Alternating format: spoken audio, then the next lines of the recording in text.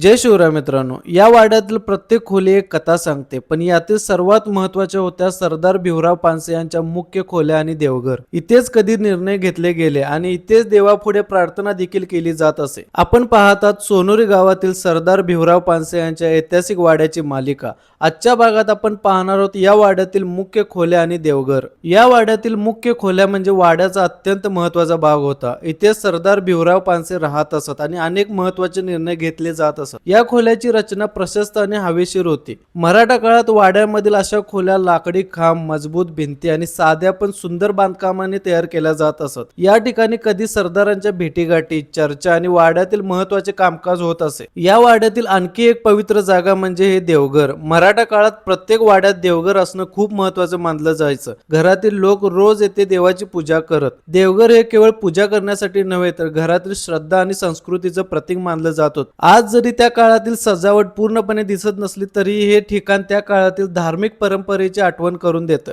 तर मित्रांनो, पुढच्या भागात आपण पाहणार आहोत या वाड्याशी संबंधित अजून काही रंजक इतिहास. म्हणून व्हिडिओ आवडला असेल तर लाईक करा, शेअर करा आणि चॅनलला सबस्क्राईब करा. पुन्हा भेटू पुढच्या भागात. तोपर्यंत जय भवानी, जय शिवराय.